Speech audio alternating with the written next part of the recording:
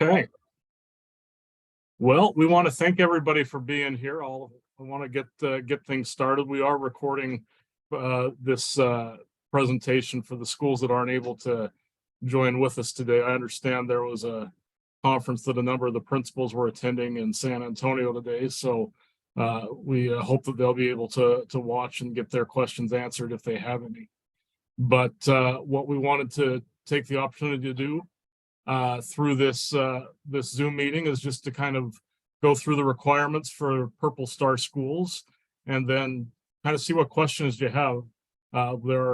So we've seen a few applications so far, and we're excited at the interest that we have for the Purple Star School program. But we kind of want to walk through and see if we can help you to strengthen your applications before you submit them, or at least, or maybe give you some ideas that may allow you to revise those before our application deadline date. So to start off with, want to introduce myself and then one other person. So again, I'm Ben Rasmussen. I work for the State Board of Education. I'm the Director of Law and Professional Practices there. I'm also the Commissioner for the State Compact on Educational Opportunity for Military Children. So that's why I'm involved in this Purple Star School program. I head up our State Council on Military Children. Also like to introduce you to Leslie Flynn. Leslie, you want to say hi and tell them a little bit about yourself? Yes, sir. Good afternoon, everyone. I'm Leslie Flynn. I'm the school liaison for Hill Air Force Base. There are two of us here in Utah, school liaisons. My counterpart, Amber Eisler at Dugway with the Army. For Department of Defense assigns a lead branch of service for every state, and Air Force is the lead branch of service for the state of Utah. So I am the state lead for the school liaison program here in Utah, and my job is to work with all local education agencies, pre-K to 12th grade, and I am here to assist anyone that needs support for their Purple Star School application. So please feel free to contact me should you need any assistance through this process. Okay, thank you, Leslie. So as part of the presentation, I want to start out just by giving you a couple of key websites that you can look at that are great resources as you're doing your Purple Star School application. First of those is our Purple Star School website on our USBE website. This has links to the websites for all of the people or all the schools that have already received the Purple Star School designation. So that can help you as you try and kind of get an idea of what your website should look like. We also have a number of other web resources available on that site that you can look at. One that I really also would suggest is a report that's prepared and is available on the militarychild.org website. This is a report on Purple Star schools and how the program has been implemented throughout the U.S. And it goes through each of the different elements like we will today, and kind of talks about what's expected for Purple Star schools to be approved, and talks about how you can structure your application and set up your programs to make that happen. And let's see, looks like if you do have any questions as we go on here, feel free to put those in the chat, and hopefully I'll see them, or somebody will point out to me there's something in the chat. We can also take questions at the end if you have them. So what I'm going to do is I'm just going to kind of go through each of the elements that our rule requires for us to have for a Purple Star school, talk about what we expect, maybe show you some examples of where you can find good information on some of those. And like I say, we're happy to take questions either in the chat throughout as we talk, or if you want to ask them at the end, that's fine too. So the first element that you have to have for your Purple Star school is you have to have a staff point of contact. I don't see much issue with this in many applications that we have, but usually this is going to be the principal or a counselor or someone else in the administration that parents can reach out to if they have questions about what's going on for their military family. So that's the point of contact. That's a pretty easy one. We do see a lot of variation in the quality of the websites that we see. My best piece of advice for the websites is simply go to our Purple Star School page that I showed you earlier for USBE and look at what the other Purple Star schools are doing for their websites.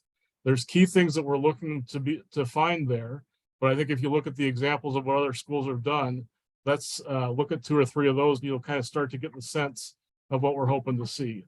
Basically, though, the key elements that we want to see on your Purple Star School website is we definitely need to have contact for your point of contact for your school. Many schools like to put contact for Leslie as their school liaison officer.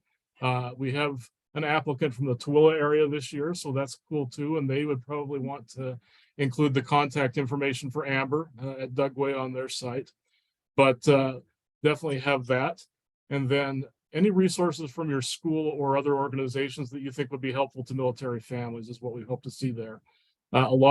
We encourage you to put links to the MIC3 webpage. That's the national organization that kind of promotes the compact, and we'll talk a little bit more about MIC3 as we go through this. But we hope that there would be a link to their resources on your webpage.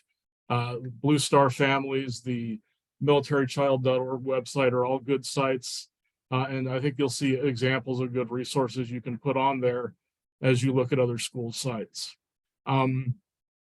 Leslie, anything else that you'd suggest they have on the site or anything else you'd mention there?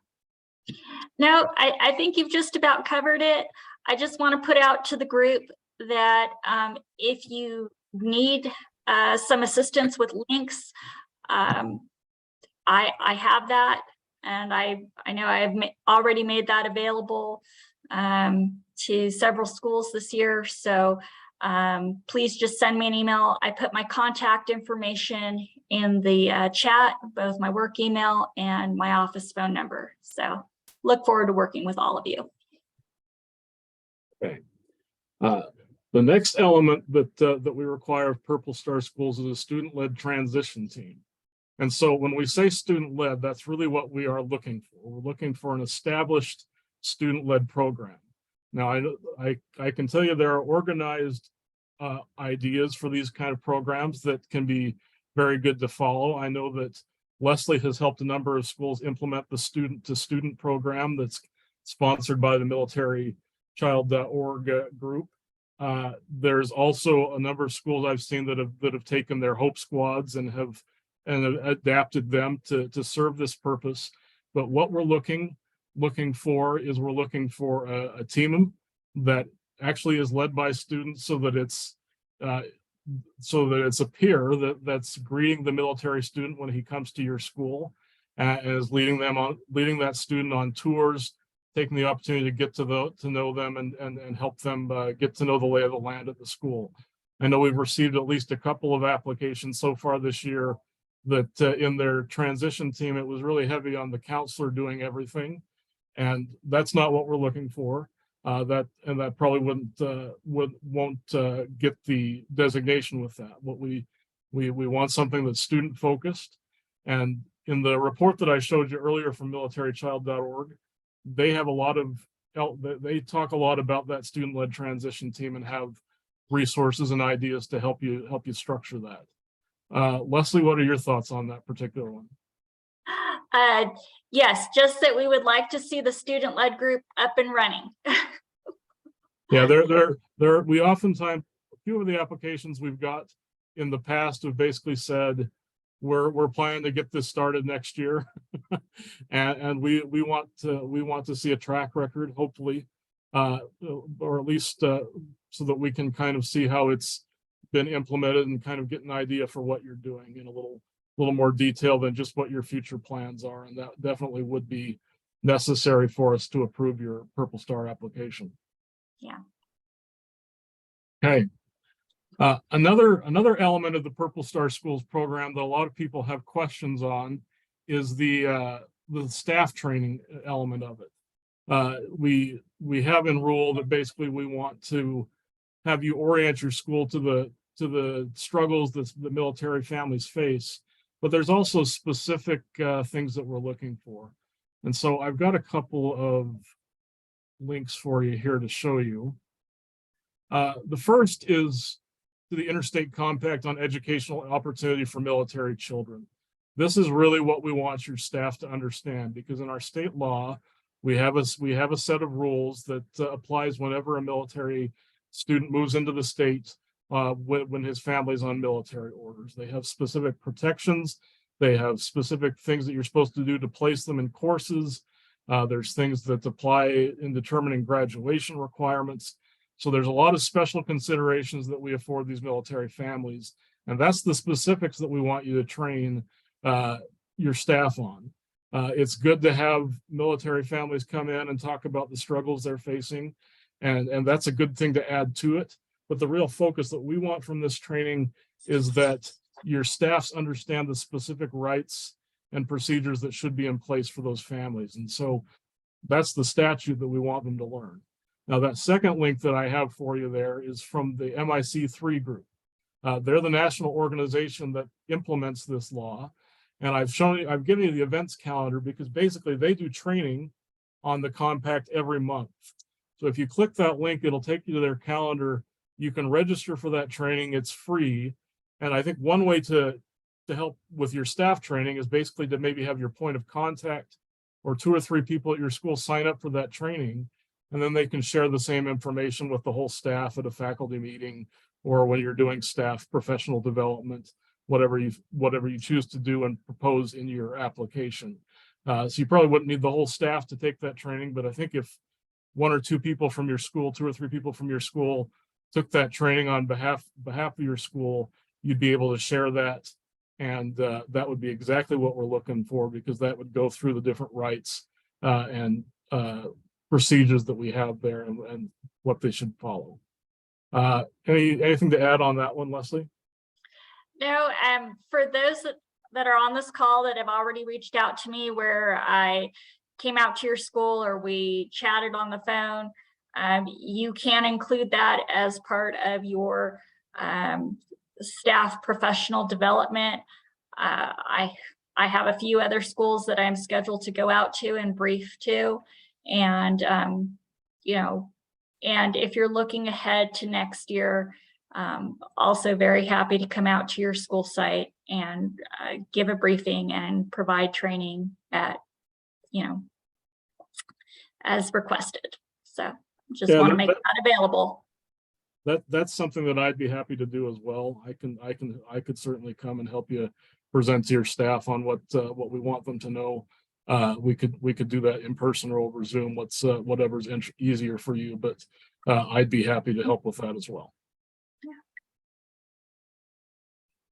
There's one final element that we have in the rule for our Purple Star schools that we expect you to meet. And we don't usually see a lot of problems here because I think a lot of you already have good military recognition events in place, and you're usually able to include those, but I kind of pick them because you can have one of these 3 elements and any one of these qualifies. The recognition event, I think a lot of you are doing either an event on Veterans Day or on during April, which is the month of the military child. Neither of those works out just great. The resolution is something that I'm surprised more schools haven't done. And quite frankly, with Davis, I think where they have so many people applying, they might consider seeing if their school board would pass a resolution that each of the schools could include in their applications. I still hope that they'd be doing the military recognition events too, but I think that would be something that Davis might want to consider, especially where they have so many schools that are going for this distinction, and we think that's awesome. But anyway, the recognition event is a big one. The volunteer opportunities is what we're looking for. If you choose to go that route, is we want to see opportunities for the military families that are coming into your state to have specific chances to come in and read to the kids, volunteer with the kids. Leslie, what things have you done with the schools that have chosen to go that route? Anything from guest speakers, either at career days or Veterans Day assemblies. In April, we've had heroes reading, volunteers going out to the schools. My only request to the schools would just be when it comes to military parents volunteering, please be flexible. Please don't have a minimum number of hours necessary. As most of you are already aware, but I just want to check the box. When that service member deploys, it's very difficult for the at-home spouse to make their way to the school and carve out some time to be there at the school and in the classroom. So, just please continue to be creative and compassionate, as I know you all are. Okay, definitely, that's good, good feedback. As far as the recognition event, there's one other thing I just kind of wanted to show you there, and that's this link to MIC3 for the month of the military child. Many of you do events for this already, but April is the month of the military child that's recognized throughout the country. And if you go to this link, they have a number of ideas that you can implement as things as far as how to do notice and all kinds of different ideas for how to recognize the military kids in that month. And so I think those are good things that you could implement into your program and really help the military families feel at home and feel honored for their service. So that's just another idea that you can use there. So don't want to keep you a long time. We know it's Friday afternoon, so that's kind of what we wanted to do today, was just kind of go through the different elements, kind of tell you what we're looking for. And I'd like to basically just throw it open for questions. Have we got any questions in the chat, or do you have any questions that you want to that you have as you're getting your applications ready that we can help you with?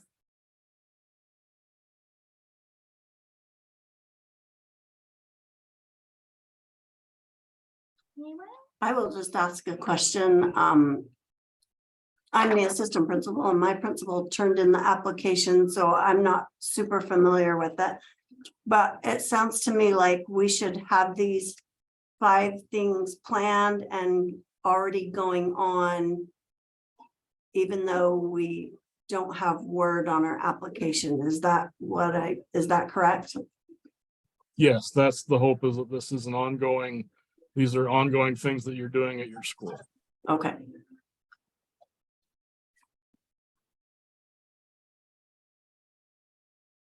What other questions do you have?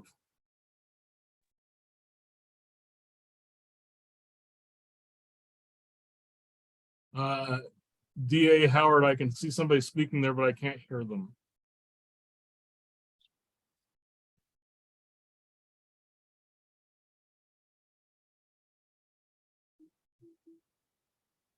Can I ask a question?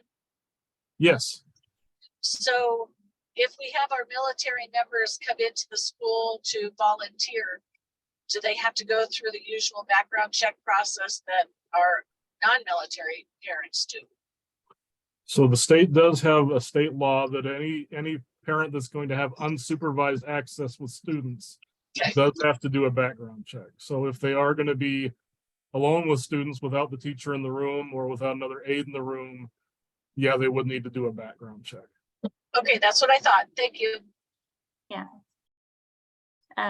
Building on what Ben said, when I brief volunteers before they go from our base out into the schools, I train them to know that they must remain in line of sight of a school employee, and as just a best practice. Okay, we have a question in the chat. How long does it take to process the applications? So basically, we kind of process the applications as we receive them up until March 31st. We have our state council meeting in April, and that's when I kind of go through and make recommendations to the state council about which applications are worth approving and which ones maybe need a little more improvement before we approve. So what we generally do is we will send feedback to the school beforehand, after we receive the application, and say, this is what we're saying. You might need improvement in this category or this category. And so if I get the application with at least a couple of weeks to spare, I can probably give you feedback, and you may be able to work on something, or there might be things you can fix before when we actually are going to review and say flat yes or no. But so the earlier you submit them, the better. I wanted to kind of take the opportunity to do, I've got a couple that we have that we need to send some feedback on, that I wanted to do this presentation and see if that helped, because we're starting to get a bunch of these. But we'll try and send feedback to you if you submit your application early, to kind of get a sense of where we think you're at. And then if you want to make any changes or to any of the categories before we do our final review with our state council, you can do that.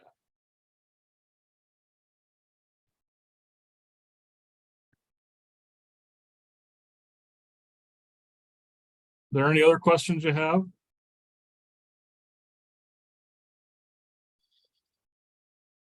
Okay, well, I'm going to put this recording, I'm going to get our team to put this recording online.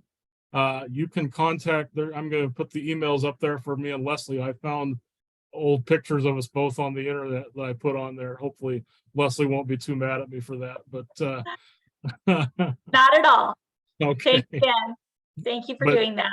If you have questions about the application process, you can always email either one of us, and we're happy to give you feedback or try and help you out, because we'd like to see every school in Davis district and the state, frankly, get this designation, because it means that schools are doing good things for our military kids. So we want to help you get this designation, and even if maybe 1 year you're missing an element, we hope you won't give up, but that you'll just work on it and come back strong the next year, because we would like to see as many schools have this as possible. So one more time, I'll ask if there's any questions, but other than that, we'll let you go and hope you have a nice long weekend here. Hopefully you all get President's Day off here.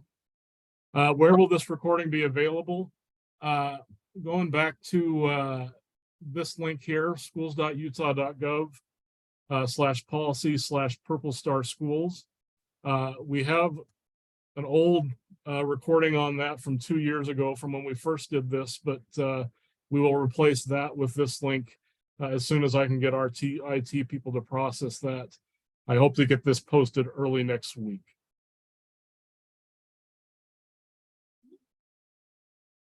All right. Well, we appreciate your time today. Thank you for being with us, and we look forward to all of your applications. Yes. Thank you. Good luck, everyone. Thank you. Thank you.